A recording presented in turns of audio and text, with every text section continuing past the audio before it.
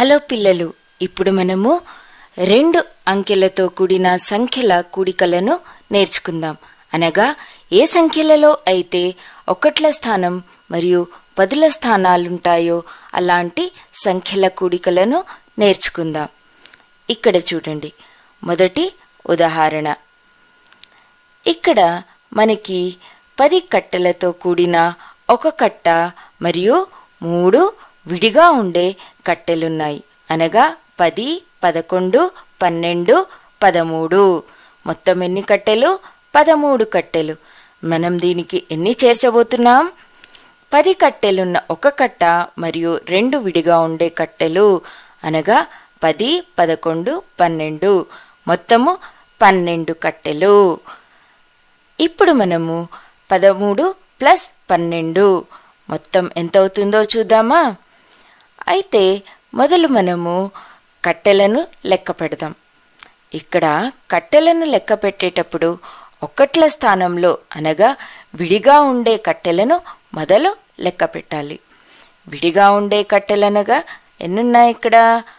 1, 2, 3, 4, 5. మొత్తం ఎన్ని కట్టెలు? మొత్తం 5 కట్టెలున్నాయి. అలానే తరువాత పదుల స్థానంలో అనగా 10 కట్టెలున్న కట్టెలు ఎన్నున్నాయో లెక్క పెట్టాలి. 1, 2. 10 కట్టెలున్న 2 కట్టెలు అనగా 20 ప్లస్ 5 విడిగా ఉండే కట్టెలు అనగా మొత్తం 25. ఇప్పుడు మనము అంకెలలో లెక్క పెడదాం.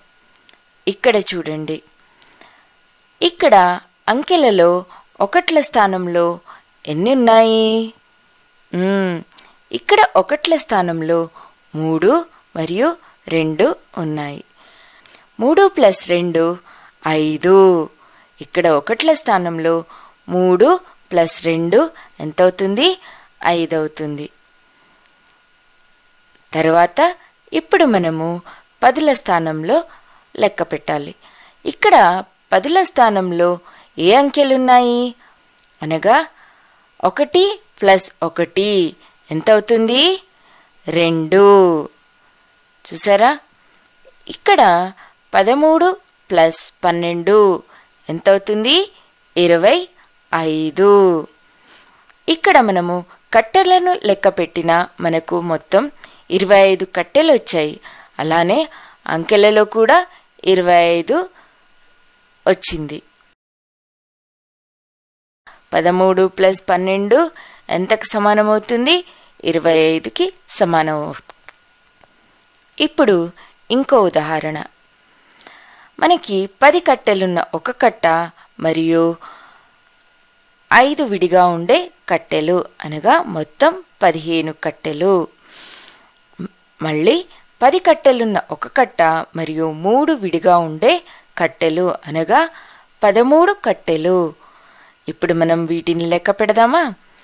ఇప్పుడు మనం మొదలు ఒకట్ల స్థానంలో ఉన్న విడిగా ఉండే కట్టెలను లెక్క పెడదాం. 1, 2, 3, 4, 5, 6, 7, 8. మొత్తం ఎన్ని కట్టెలు అవుతాయి? 8 కట్టెలు. ఇప్పుడు అంకెలలో ఒకట్ల స్థానంలో ఏమున్నాయి? 5 మరియు 3. 5 ప్లస్ 3 ఎంత అవుతుంది? 8. ఇప్పుడు మనము పదుల స్థానంలో ఉన్న వాటిని లెక్క పెడదాం. పదుల స్థానం అనగా 10 కట్టెలతో కూడిన కట్టెలు ఎన్నున్నాయి? 1, 2. మొత్తం 2 కట్టెలున్నాయి. ఇక్కడ అంకెలలో పదుల స్థానంలో ఏ అంకెలున్నాయి? 1 ప్లస్ 1. 1 ప్లస్ 1 ఎంత అవుతుంది? 2. అయితే 15 ప్లస్ 13 28. ఇప్పుడు ఇక్కడ కట్టెలలో చూడండి, 10 కట్టెలున్న 2 కట్టెలు అనగా 20 ప్లస్ ఎన్ని విడిగా ఉన్న కట్టెలున్నాయి? 8 విడిగా ఉన్న కట్టెలున్నాయి.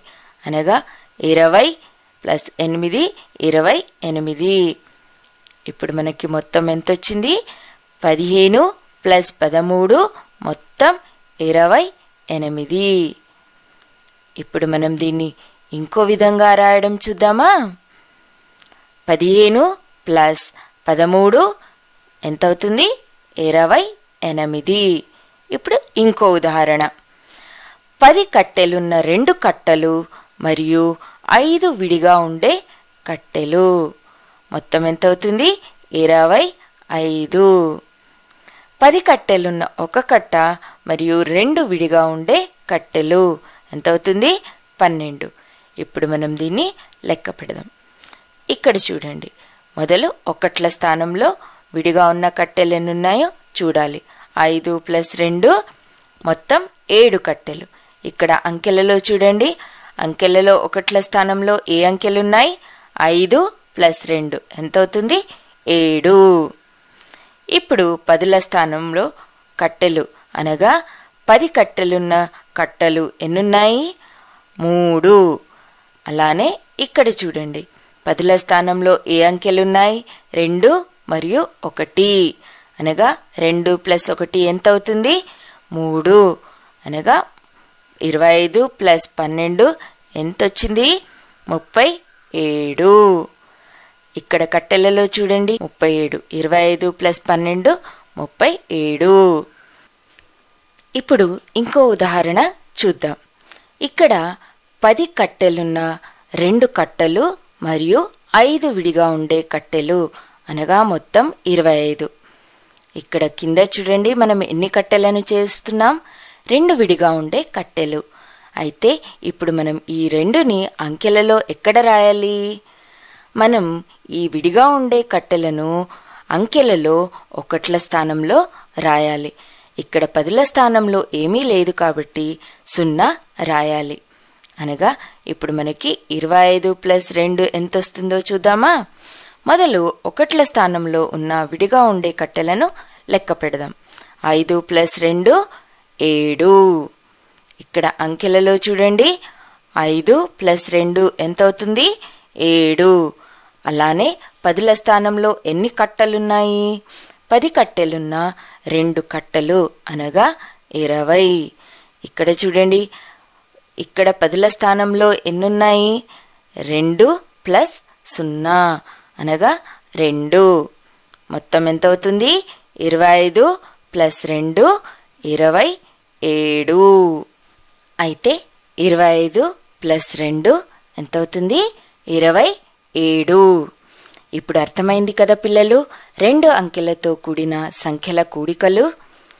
దీనిలో మనము 2 అంకెలతో ఉన్న సంఖ్యలను వాటి స్థానాలను ఉపయోగించి మొదలు ఒకట్ల స్థానంలో ఉన్న అంకెలను ఒకసారి మరియు 10ల స్థానంలో ఉన్న అంకెలను ఒకసారి లెక్క పెట్టాలి. అర్థమైంది కదా పిల్లలు? ఈ రోజుటికి ఇంతే. బాయ్ బాయ్ పిల్లలు.